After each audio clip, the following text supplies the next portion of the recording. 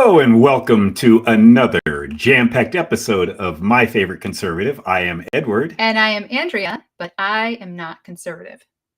Seriously? Really? Seriously. You're going to keep up that facade? I am not. I'm not, but you are my favorite conservative. Thank you. Hence the name of the show. Yes. Now I get it. All right. We are back. Sorry, we've been off the last 2 weeks. We have not done a live show, but we actually have to earn a living and I travel from time to time. Yes, but we do hope you enjoyed our last two episodes. And if you missed them, please revisit them on our website. And we had one of the episodes, we had Jennifer Oliver O'Connell. She is a Black female conservative writer at redstate.com. Yes. And we also had Catherine Makinney, who has done amazing work documenting the January 6th prisoners. Yes. So those are available. Go to myfavoriteconservative.show and you can listen to them wherever you get your podcast. So let's get to the polls because things have changed since we were live last. Getting a little exciting, I would say. Yes. So in the RCP national average, Trump versus Harris, 3 weeks ago when we were last live, Harris was up 2.0. Now Trump is up 0.3. Wow. So well within the margin of error, but not going the right direction for the Harris campaign. Not at all. And I think we're seeing a trend here. Let's keep going. Okay. But this day in history, we always look back in 2020 and 2016. Right. And at this point in 2020, Joe Biden was up 7.4 and Hillary Clinton was up 5.6. And that was after the October surprise. Yeah. And just to revisit, Trump is up 0.3. So yes. So good trend for the Trump campaign. Yeah. All right. Let's get to the battleground states. Again, this is the RCP average for all of these. I'm going to take the East Coast. Do it. All right. So again, 3 weeks ago, Harris was up 0.4. Now Trump is up 0.6 in Pennsylvania. Ooh. Key state. Key state. In North Carolina, this is kind of interesting. I don't know what this means, but Trump was up 1.4 3 weeks ago. Now he's still up, but only 0.8. So she was hitting North Carolina hard recently. Yeah. Okay. Georgia, 3 weeks ago, Trump was at 1.5. Now he's up 2.2. That does not surprise me. I mean, I think he's going to get Georgia. Yeah, I think it's trending that way too. All right. Take us to the Midwest. The upper Midwest, last 3 weeks ago in Michigan, Kamala Harris was up 1.7. Pretty hefty little lead for her there. Yeah. It is now Trump 0.2. So tight. Oh my God. Indeed. Wisconsin, last time Harris was up 1.0.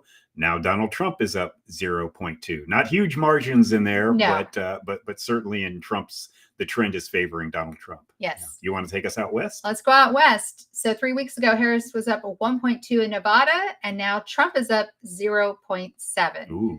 So again, well within the margin of error, but going the wrong direction for the Harris campaign. In Arizona, 3 weeks ago, Trump was up 2 and he's dropped a little. He's now up 1.5. So has the Harris campaign been going to Arizona? Yeah, they did a few events there this past week. Okay. Yeah. All right. And then on my favorite, as you guys know, predictit.org, where people actually bet on the races. 3 weeks ago, Harris was 56 and Trump was 48. Oof. Okay. Yeah. So 8-point difference in Harris's favor. Yes. Today, Harris is at 42 and Trump is at 62. 20-cent difference. Again, this is not a percentage or points. These are actual dollars and cents that people bet on the race. That's huge. Yeah, it's a 28 cents complete reversal from the last time. Yeah. Every day it just seems to be growing and growing. First it was, like 6 and then 7, and then all of a sudden it jumped up to 10 and 12. Now we're at 20. So. Yes. And I actually try to go back to this day in history for predicted. And I couldn't grab the numbers from 2020, but I did grab the numbers from 2016. So this time, 2016, they didn't do it by candidate. They did it by party, but the Democratic Party had an 82% chance of winning this time in 2016. And we know how that turned out. So Trump at 62 cents sounds pretty good. Yes. Yes. For him, yes. Yes. There might be some other people watching. We see people watching live. Thank you so much for joining us. Like I said, I know we've been gone for a few weeks. And if you're able to comment, we would love to share your comments in real time. Don't be afraid. All right, handsome devil. Oh, thank you. He wrote that in the script. I'm just saying. I mean, it's true, but he wrote it in the script.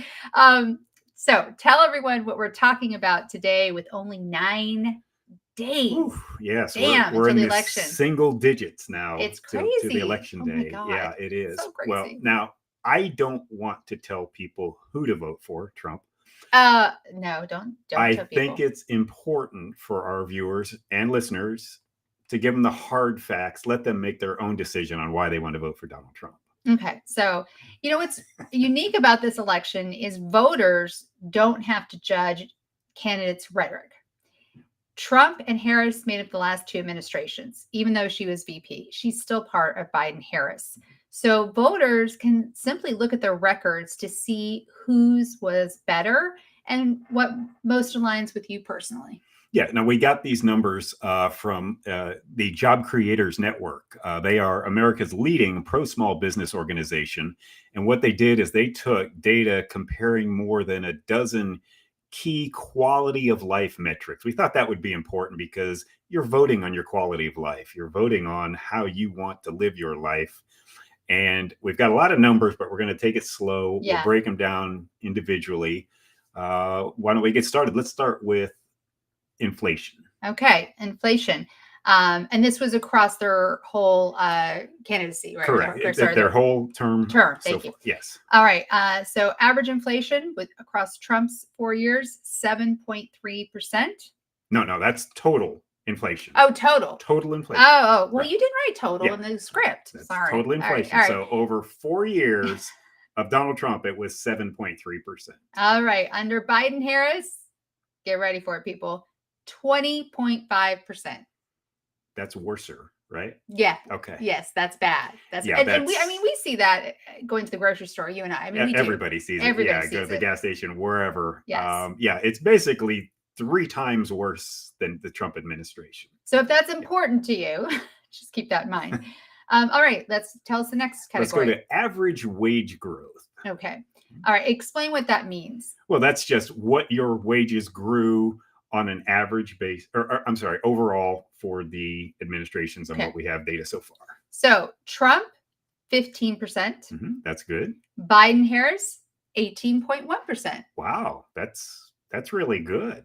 Okay. You would think they would campaign on that. You would think so, but there's this little thing called the real average wage growth. And would you explain to our viewers what that means? Yeah, so it's a calculation. It's taking your wage growth, but it's then factoring in inflation on how much your wages actually grew with inflation factored in. Right. So we gave you the inflation, we gave you the average wage growth. So Trump was at 15%, right? The real wage growth. Average, yes. Right. What is it with inflation factored into it? 7.7%. Wow. Yeah.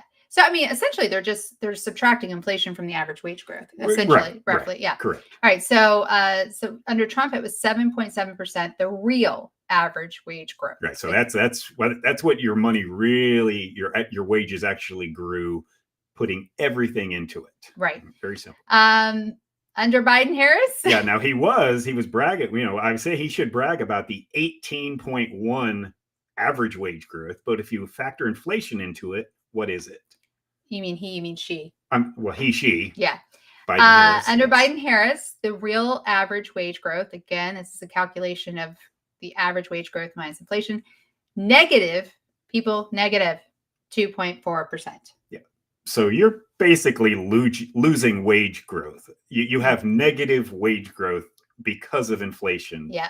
Yeah. So they can brag about that their actual real wage growth is higher than Donald Trump's. Yes. But it's really not. Right. When you get down to it. Yeah. All right. So let's move on to the next category. Then we go with real median income growth in a percentage. So and what they did, and I like this because I do too. They took out COVID.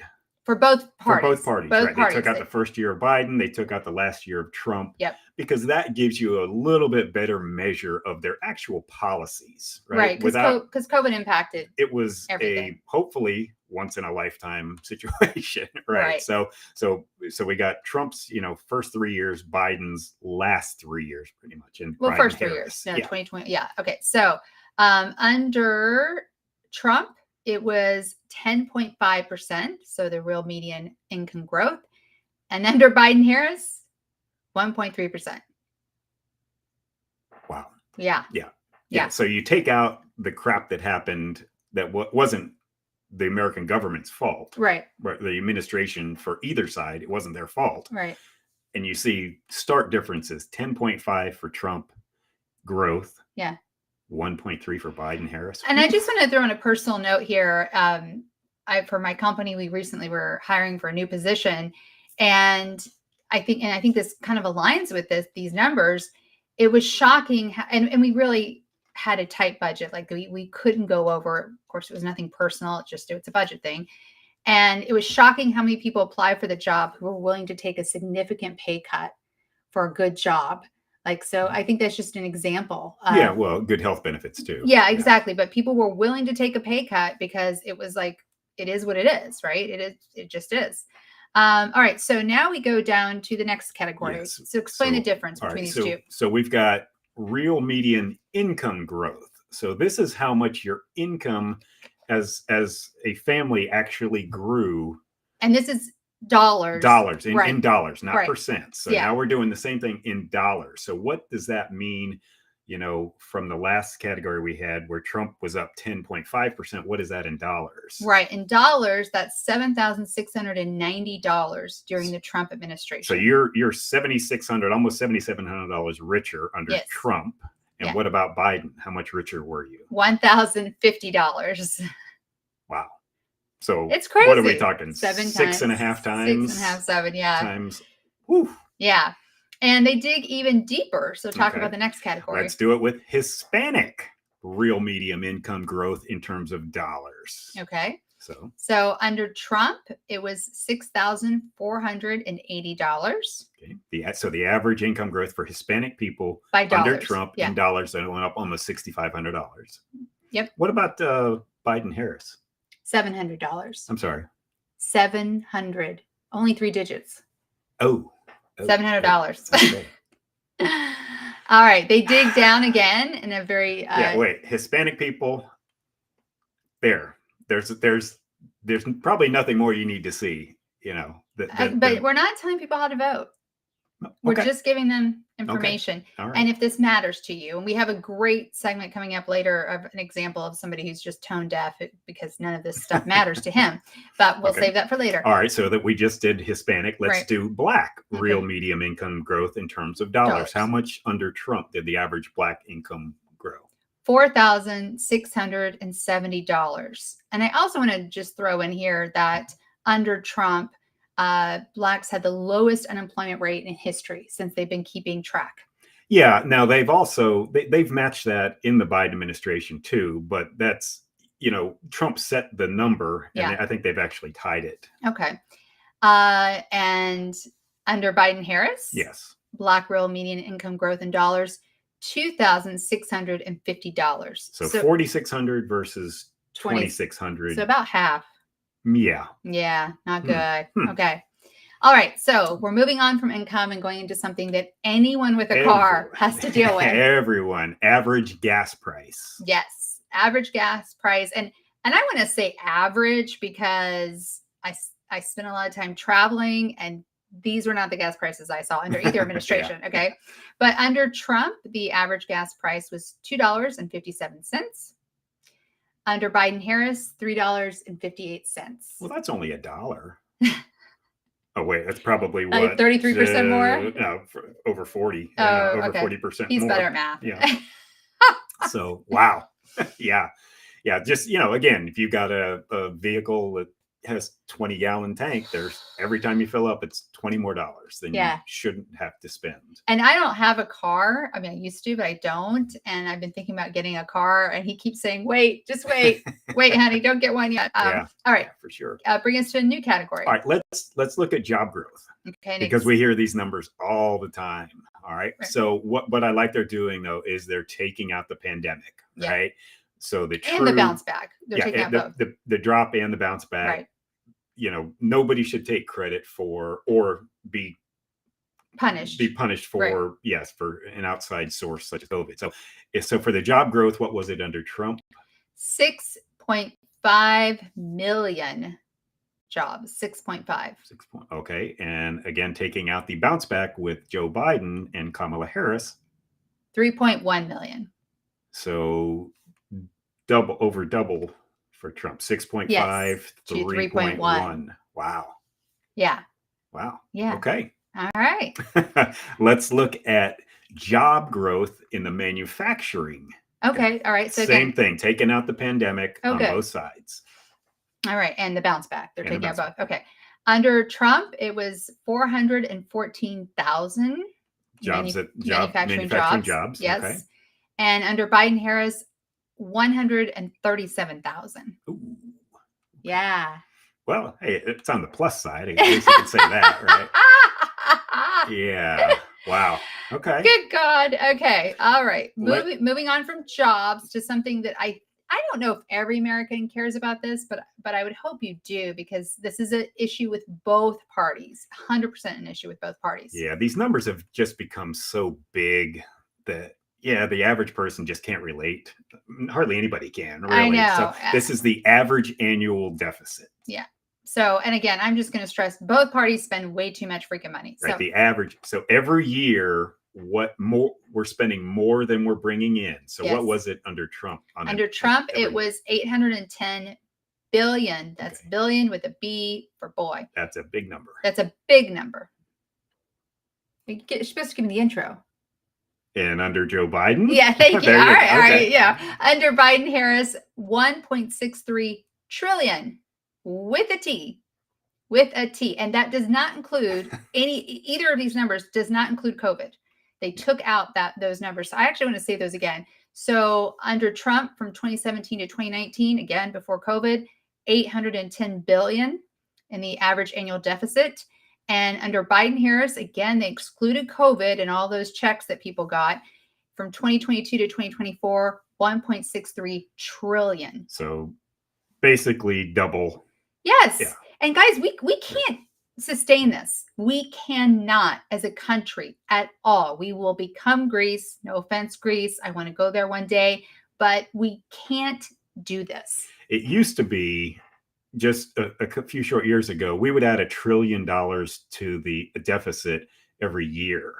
It's now every 100 days, we're adding $1 trillion to the deficit. We can't do this. Yeah, you keep that up, you're talking over $3 trillion a year on the deficit. Yeah, it is. I feel like it started with Bush with the wars. That's where it started creeping up, and then Obama, it just went crazy. Yeah. Just nobody seems to be pulling back much. No.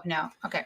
All right, we're going to look at something called the consumer sentiment average. So explain what that means. It's done by the University of Michigan. It started back, I believe, in like the mid 1960s. And what it does is it measures the consumers, the people out there that are buying things, because that's what contributes to our GDP, right? To our gross domestic product. So it's based off 100. If you're at 100 on this number, you're feeling pretty good about the economy. Right. You're willing to spend money. Things under 100, the lower you go, you're pulling back. You're like, I'm worried, I'm not going to spend money. So the consumer sentiment average under Donald Trump. No, actually, I want you to give the all-time high first, because I think this is a good comparison. So let's look at the all-time high was in January of 2000. This is Bill Clinton, end of Bill Clinton's administration. Yeah, it got to 112. And why was that? Well, for some of you younger people, you don't know, but there was a .com bubble, right? This was the start of the internet, and any stock that had a .com attached to its name, like, went through the roof. And you were a bond trader then. You It's saw funny, it. yeah. So I was a bond trader, and it was really funny because I'm a bowler too. Okay, actual bowling, right? And we had a team on the company I work for, and I was a bowler there. And we started at this time back in 2000. Like the other bowling teams were, plumbers, electricians, landscapers, things like that, right? They'd have their own teams, and they'd come over to us telling us what we should be buying in the stock market, and we'd look at each other and go, "Oh, it's over. It's over." If you're getting your advice from your plumber on your financial decisions, and sure enough, it completely crashed. So yeah, so January 2000, it was 112. That's the all-time high. So let's just remember pets.com crashed up. All right. So under Trump, the consumer sentiment average was 93.2. Yeah, that includes COVID. Includes and let me say this, because most of the first 3 years of Trump was right at 100. Okay. And COVID just completely, everything fell off. So it's still a good average. Oh, I mean, that's an A minus, right? For sure. If you're doing grades. Sorry, former teacher here. All right. Under Biden-Harris, the consumer sentiment average is 68.4. And actually today it's 70, but the average is 68.4. So that's a C, man. Yeah, people are not real bullish C minus right now because there's just so much instability. Nobody knows what inflation's going to do, blah, blah, blah, with the election, everything else. So you don't want to be in the 70s. You want to be in the 90s, right close to 100. Yeah, that's the key. I think at this point, anyone would take like even 85. Yeah. Oh, sure. Yeah. Sure. Solid B. Woo. Yeah. And by the way, that is a lagging number. Explain what that means. And what that means is it's not something that it's people planning kind of to buy things in the future on what they think the economy is going to be like. Right. Right. So it's a lagging indicator. Okay. All right. Let's look at something kind of really interesting. It's regulatory costs added. Okay. So how much did Donald Trump, in terms of adding regulations to businesses, add cost-wise? So Trump added 30 billion and Biden-Harris 1.4 trillion. To date, yes. They're still not done. They're not done. And it was really interesting. We'll put a link to this in the show notes. Trump did an interview with Joe Rogan for the whole 3 hours of his show. And we listened to, I think you listened to all of it. No, I listened to about half of it. Yeah. So I listened to part of it as well. And one of the questions Rogan asked him was, what's more important to you, cutting taxes or cutting regulation? And Trump did not hesitate. He's like, we have to cut regulation. Yeah. We have to start there. Yeah. Regulations are business killers. They add so much cost. And especially when you get into the EPA stuff and everything else. Well, I just want to say, I mean, I'm a small business owner, and this new employee we did hire because we're all entirely remote. We have to deal with things state by state, and we never know what's going to happen. And it's unbelievable the amount of time my operations manager, God bless her, has had to spend on the regulation. Yeah. Now, if you remember, Trump, during his administration, I think he originally started out, he wanted to cut 10 regulations for every new regulations. I think it actually ended up being about 5. Right. I think so too.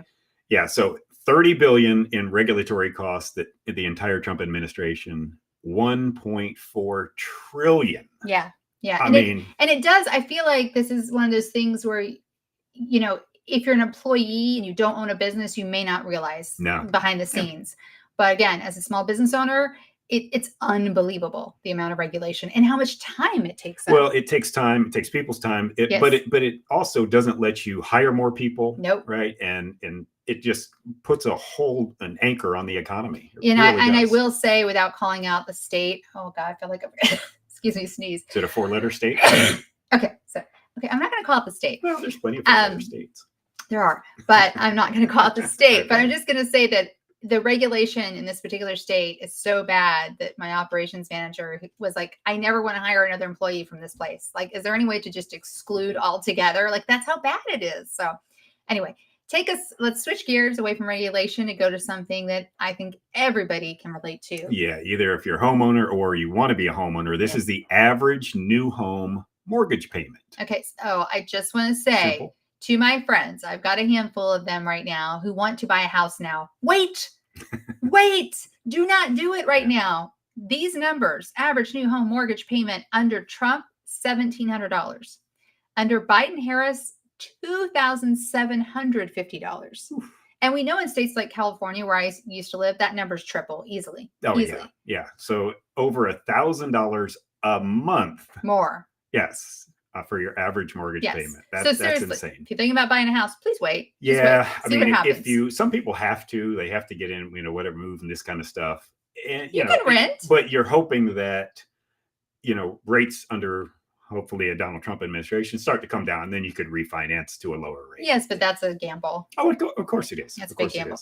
All right, moving on. We're going to look at oil production, which is barrels per day. Okay. That's the measurement they use. Correct. Right. And what this number is, this is the barrels per day that was added from the previous administration's high point. Okay. So this number that we're going to see for Trump is off of Obama's highest point. So how many more barrels per day did Donald Trump add on an average? Okay. So we know Trump, he's very pro energy. So he added under his administration 3.3 million more barrels per day. Oof. And we were energy independent, folks. Yeah. That's not my top issue, but it's probably my top 5. We were energy independent. Well, energy relates to everything, inflation, yes, you name it. Yeah. So, okay. So now we're going to look at the Biden. So what was the amount of increase on the barrels per day over Donald Trump's high to Biden Harris? 314,000. So a tenth less. A tenth of what? Yeah, a tenth of what? 1/10 of 90% less. Oh yeah, right. Yeah. Sorry. Right. So, yes. Again, but the Biden administration, Harris is out there saying we're pumping more oil than they did under Trump. Technically true. Right. But the amount of increase is basically like 1/10 of what it should be. Yeah. Nobody wants to call them out on that. Yeah. They should. All right. And our last number, which this is super important. This is a biggie. Yes. Illegal immigrant encounters on the southwest border. Yes. I just going to say there are a lot of people that feel like on both sides these numbers are probably low, but under Trump, 2 million, actually just over. Yeah, just over 2 million, 2,034,000. Under Biden Harris, 8.4 million. 8.4 million, that folks. Is probably the lowest estimate you'll ever hear. Yeah. It's at least 10. They're admitting to 10. Yeah, they are admitting to 10. That's right. So if you're admitting to 10, you're probably looking at like 15. Yeah. Plus you've got gotaways. That's right. They're not included. Right. So. Just remember what a gotaway is. Okay. The Biden administration has thrown open the gates and is letting everybody come in. Well, until recently. Right. Well, yeah. But these people that don't go to these gates are probably not the best people maybe Biden might even throw them out and Harris might even throw them out or not let them in. So they go around the gates because of who they are. So your point gang is members, drug runners. These numbers do not include those people. And they're the really bad people. Right. Yeah. Okay, fair enough. Yeah, really sad. All right. But basically on every major issue that matters to Americans, the Trump administration doesn't just beat the Biden-Harris administration. It blows them out of the water. It really does. If people care about these issues. Well, there might be a couple that people don't care about, but most of them, I think people care about their gas prices, their wages, how much they're paying for, more for inflation, illegal immigration, all of these things. All right, I'm going to set you up for your rant here. Sure. Okay, go ahead. Well, that's it. That's the intro on the rant. But no, my final thoughts on this, we talked about don't tell you who to vote for, right? We just want to lay it out here. And I have fun with people. But when you go to the polling booth, ask yourself this. Why do Democrats lie about who they really are? They claim that every time an election comes around, they're moderate conservatives when they are demonstrably not. Right? You can look at voting records, that sort of things. They do it every election cycle, every 2 years. All of a sudden, anybody that's on the left is somehow a centrist.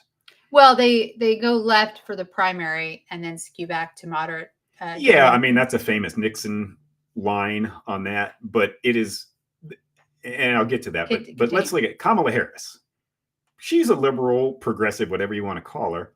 And just about everybody knows it, right? Unless you're not plugged in at all to politics, and you only believe what you see in the ads. But I'm going to add to, she was the most liberal senator in the Senate, more liberal than Bernie Sanders, folks. Her voting record was more liberal than Bernie Sanders. I mean, so, yeah. So that should tell you a little something. But, all right, but why has she changed nearly every position she's had in the past? I mean, well, she says my values haven't changed, right? I mean, what the hell does that mean?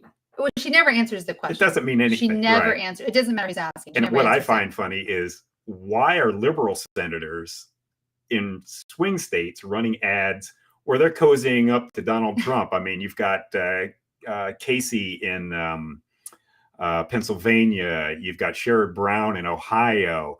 All of these people are now running ads saying how they work so well across the aisle. Yes, I work well with Trump. And then you look back at their voting records, and they voted against everything that Trump proposed, right? And voted for everything that Biden and Harris have proposed. So come on, if you've got in swing states these liberal senators, cozying up to Donald Trump. Yeah.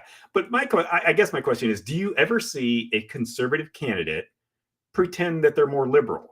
You don't. Rarely. I think there are sometimes you have in the past. If it is, it's like a Mitt Romney. I was going to say Mitt Romney. Oh my God. Not really a conservative. He just wants everybody to like him. Yeah. But if you're a liberal or progressive, whatever you want to call it, own it. Be proud of it. Run on it. Yeah. But we all know the reason why they lie about who they are. And that is, if they ran on their policies and their values, they'd never win another election. Yeah. They really wouldn't. May I close it out? You may. All right. Thank you. Again, thank you so much for joining us live. We see you. Feel free to comment. I believe we can see the comments on a couple of channels. I'm not on everyone. Oh, we can see the comments. All right. Let me finish this out, and then we're going to share the comments. All right. Think about this. Kamala Harris has raised $1 billion, again, billion, B like boy, dollars in just a few short months. It's a record, right? She has 90% positive coverage in the mainstream media, and she's losing. She's losing. The more they put her out there, first they were not letting her go out. They were going to do the underground, in the basement campaign. But the more they put her out there, the worse she does. All right. So before we move on, so sorry that I didn't see these comments earlier. So let's start with Mark. Mark says, hi, Andrea. Hello. And then he says, Mark, he says, how are you? I'm good, Mark. Thank you so much for asking. All right. So now we've got some more on the groceries. And thank you. This was on LinkedIn and YouTube. So thank you so much. So I'm going to share this one. Panda Bra. Before a can of beans was $1.50. Now a can of beans mortgage extension. It's second mortgage to buy a can of. I like it, Mark. Panda. Sorry, you know what? We feel the same way. We've mentioned this on a show before. Our average bill at Costco now is $100 more, and we're not buying anything different. Oh no, it's terrible. And Panda, let's see, Panda Bro has another one for us. Most people are simply woefully uninformed about the true statistics of the Democratic presidency. The propaganda machine just wants us to know Trump is bad. Oh, I think you're a dude. I'm not sure, but freaking men. Oh my God. Yeah, I would like to take that a bit further. He's not bad. He's Hitler, Stalin, and Mussolini rolled into one. That's right. Yes, that's right. So you're on the right track there, Panda. Panda, you are absolutely right. I mean, and especially in these last couple of major interviews that Kamala has done, that the town halls and the sit downs, 60 minutes, whenever they ask her a real question, a legitimate question, she just goes to Trump's bad, Trump's evil. Yeah. Or I was raised middle class, or listen, I was a prosecutor. I'm the only one that's prosecuted transnational criminal organizations. Really? That's what you're doing with $1 billion? Really? I know. Well, thank you so much for the comments in real time. Sorry I didn't catch them a little bit sooner. All right, let's move on to something happy and exciting. All right. This Weekend Wins. This Weekend Wins. Yeah, this is a story you're not going to see a ton of. I didn't know about on, it. Yeah, but if this election goes to the Supreme Court, this is something that you will see. This is from our friend Sarah Arnold over at townhall.com. And the headline is, the GOP just secured a massive election integrity win. And from the article, the Republican National Convention, the RNC, won a massive election integrity victory, undermining unlawful ballot counting laws in Democrat states. On Friday, the RNC secured a win in the Fifth Circuit Court of Appeals, which ruled that mail-in ballots that arrive after Election Day cannot be counted under federal law. What? Yeah, this comes as Democrats have claimed it will take days to count all the ballots due to late mail-in votes. The RNC chairman, Michael Whatley, who's doing a fantastic job, by the way, called it a significant win for preserving the integrity and fairness of the presidential election. So for me, this is super important because if this case, this is a Mississippi case, by the way. So if this goes to the U.S. Supreme Court and we have questions and need rulings, the Supreme Court, U.S. Supreme Court, they don't tend to overturn rulings by the circuit court. So this is setting a precedent that, if you're for, I believe, election integrity, this is a big, big win. Bottom line, don't mail in your ballots late. Like, just don't. Yeah. Like, get them there. You already mailed yours in. I did. Yeah. As a matter of fact, here in Alabama, we do not have early voting. Yeah. Unfortunately, I will not be able to get to the polls from my job. I'm going to be out of town most of the day. Can't get back. So I had to request a ballot, had to go online, request a ballot. It was a process. They sent it to me. I had to make a copy of a photo ID, send that back in with the ballot, got the ballot, filled it out, put it in a super secret envelope inside like another envelope. Mail it back minus, now granted, postage not included either. Oh, right. Yeah, so you say then you got to find your stamps and everything else. But yeah, it's not easy and it shouldn't be. It should not. It shouldn't be just like click a button and like, all right, I'm done. So I'm walking down the street because our voting place is in the park. It is. It is. Yeah, you can literally walk to it. So let's jump to this week in WTF. What the poo-pah? All right. You're going to do this one because I want to do the next one. Okay. All right, but it's this week in What the Fuck. Go ahead. Give us the explicit rating. I don't care. Yeah. All right. From our good friend Todd Bensman at the NewYorkPost.com. And again, this is another story I guarantee most of you have not seen. All right. Here's the headlines. Hundreds of thousands of migrants are being held in southern Mexico until U.S. Election Day and are eager to rush the border. This issue matters to me. Continue. Yeah, this is from Tapachula, Mexico. It says, this town near the border of Guatemala holds a migrant time bomb ready to go off just after the U.S. presidential election. The fuse was lit in December 2023 when the Biden-Kamala administration sent senior lieutenants to Mexico to work out the details of what remains a highly mysterious grand diplomatic bargain.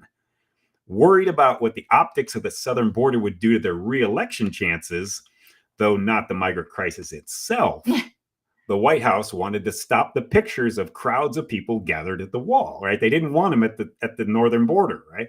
The deal was to have Mexico deploy over 32,000 troops to the U.S. border to round up untold thousands of intended border crossers from the northern precincts and ship them the air quotes internal deportation by planes and buses thousands of miles to Mexico's southern provinces and entrap them in cities down there behind roadblocks. So the effect was immediate. Yes. The illegal border, the crossings went from 12 to 14,000 a day in late 2023 to now 3,000 to 4,000 a day. So they got done what they wanted to get done. They wanted to get rid of the optics. Right. And they did. Yeah. They did. So instead of 12 to 14,000, you're getting 3,000 to 4,000. And you're like, oh, gee, it's all solved. So we're seeing something that on November 5th, if we have a winner, I think you're going to see either way these people are coming, right? If Trump wins, there's going to be a mad dash to the border because to get here before he doesn't take office till January 20th. Exactly. There will be, and the gates will be wide open because Biden and Harris they wouldn't give a crap, right? No. They want to get as many people in. And if Biden and Harris win, good Lord, Katie bar the door because they're going to be coming from everywhere. Yeah. So either way, there's going to be this influx in November, December. Yeah. And I wanted to mention something here. This is when you see the media tell something or conservatives especially say something and the media immediately says that's not happening, right? You're a conspiracy theorist or whatever. Mostly liberal media. Yes. Remember this, there's always 4 steps to a controversial subject. whether it's immigration, whether it's critical race theory being taught in schools. 4 stages. The first step is it's not happening, right? The media tells you that's not happening. Not true. Yep. No. The next step, it's happening, but not much. It's not that big. It's rare. The third step is it's happening, but it's good for you. It brings benefits. It's going to increase the economy. It's going to do whatever. The last step, shut up, you're a racist. Right. So it's not happening, not much, happening, but it's good. Shut up, you're a racist. Every controversial topic you can actually apply that to. All right. So hold on just a moment. This is from Anzu Mara. Hope I'm getting your name right. Misinformation, all caps. Someone cancel this man. Thank you, George Orwell. Do you mean Edward or do you mean Trump? He means you? I'm hoping. I don't know. But either way, we appreciate your comment. We really do. Like I said, we show all the comments, whether you like us or not.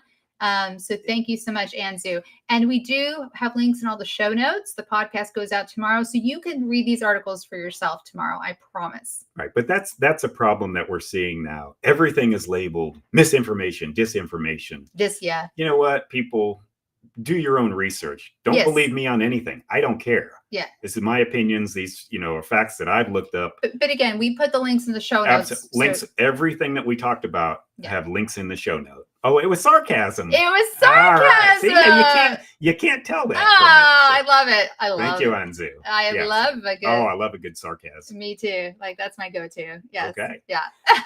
Why don't you finish us out here? Oh yes, because I really want to do this one. So this week in woke, this is our what did I call this before we started the show? This is our key segment, right? So we try to have it this week in wins and this week in WTF. But this week in woke is one of our segments we've had since the beginning. This is from our friend Pam Key at Breitbart.com.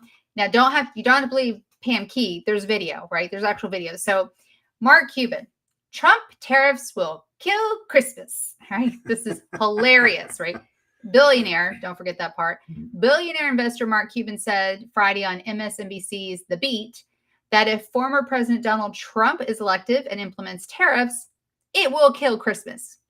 Cuban said, and I quote, all I would do is ask them what they bought their, oh God, he didn't even put it together well. Okay. He said, I would ask them what they bought their kids for Christmas last year. And then I would go through the list and show them how many are made in China because most of them are. And then I would tell them with Trump's tariffs, all of those are probably going to go up 60%. And you're going to have to make choices. If you elect Donald Trump and he implemented these tariffs, is that what you want to do? You want to tell your kids they're not going to have as much of a Christmas? And he added, okay, I'm sorry, this is just ridiculous coming from a billionaire. Not only that, but what about that local retailer, the gift shop, the dress store, the sporting goods store? They're going to be out of luck because you're buying less. They're getting less. So you're going to put them out of business. Do you really want to vote for the Trump that killed Christmas? That's just so, when you start getting to the details, you can see the light bulb go on when you talk to people because they didn't connect the two. They didn't connect tariffs to their Christmas and the increasing cost and the impact it will have on their family, which could be far more draconian than anything that's happened before. OMG. OMG. Okay. What have I said for the past year about Mark Cuban? He's setting up a run for 2028. He absolutely is, guys. And this is why, because this season of Shark Tank, this season 16, whatever, over the last 8 years, but it's his last season of Shark Tank. He is removing himself from other areas, and he's going to run because he saw Trump do it. He's like, well, billionaire, he did it. I can do it too. And so he's totally setting himself up. Who else is he incredibly jealous of? Oh, Elon Musk. He is so jealous of Elon Musk. Yes. Yeah, no question. But I guess he didn't consider that Trump won't be in office this Christmas. Exactly. Even if he wins. He won't be in office yet. Until January. Yes. Okay. Now maybe he's talking about in the future. But he also forgot that Biden kept all of Trump's China tariffs and added some. Yeah. Yeah. Yes. Wow. When I read this, I always go to Mark Cuban owns an NBA franchise. That's Dallas Mavericks. Okay. The NBA is so tight with China. You couldn't because they get make a a lot wedge of in money. between them. They make a lot of money. There is no criticism of China allowed in the NBA. As a matter of fact, a few years ago, Daryl Morey, he was the Houston Rockets NBA general manager. He had to step down after he put out a tweet supporting, at the time, the pro-democracy protest in Hong Kong. He just put up a flag of Hong Kong and says, "We support you." And he was out of a job so fast. And this is right before COVID. Yeah. COVID was the greatest thing that stopped that whole, protest over there, because they couldn't obviously gather together. Yeah. So when I see Cuban, he will never criticize China. And by the way, tariffs, the way that Trump wants to use them, he wants to use them as a bargaining tool. Right. And if he threatens 100, 200% tariffs on things, so be it. He's going to get people to back down because we're the world's largest economy. Well, and also I'll add this. Cuban's not wrong how many goods are made in China, but there's this book, I think it's called, it was maybe a decade ago, it's called The Year Without China. And it was a journalist who wrote A Year Without China in her home, where nothing the family owned could come from China, and how much more difficult it was than they ever expected. But guess what? They freaking survived. They survived. They did fine. They had to buy American goods and, goods from Mexico or wherever, but they wouldn't buy anything from China. So let's say it comes down to that, then that's going to make American goods more available, perhaps even, it'll just be, I think it'll balance out. Yeah. Here's a quick analogy or example. Go to Spain, go to France, go to Germany. See how many Fords and Chevys you see over there. Yeah. That would be zero. Okay. Yeah. Tariffs are hopefully, I'm not a huge tariff fan, but they can be used as a weapon to get fair trade. Yes. And I also just think this is rich, pun intended, coming from a billionaire. Yeah. I think this is ridiculous. Yeah. Your kids are not going to go without Christmas. No. It will not affect him. But he is so in bed with China, it's unreal. Yeah, and he's looking for his lane to figure out into politics. And so. All right. We'll see you in 2028, Mark. Okay. You guys, thank you so much for joining us today. We know we've been absent the last couple of weeks in live, and we love your comments in real time. I think we can only see the comments from YouTube and LinkedIn in real time. I'm not sure we can see them from Facebook, X, and Rumble. But again, we encourage you to comment in real time and join us live next Sunday. We will be live actually the next 3 Sundays, 10 a.m. Pacific Standard Time, 1 p.m. Eastern, on YouTube, Rumble, LinkedIn, X, and Facebook. And if you're listening to the podcast, which always drops the next day, please be sure to rate, review, and subscribe to our podcast wherever you're listening right now. Those reviews are so important. Even give us a bad review. We don't care. The more reviews, the more we raise awareness of the show. You can also support our show by joining our locals community, and you'll be able to see where to access that on our website. So go to myfavoriteconservative.show. That's myfavoriteconservative.show to learn more, to contact us, to reach out. If you want to be a guest, let us know.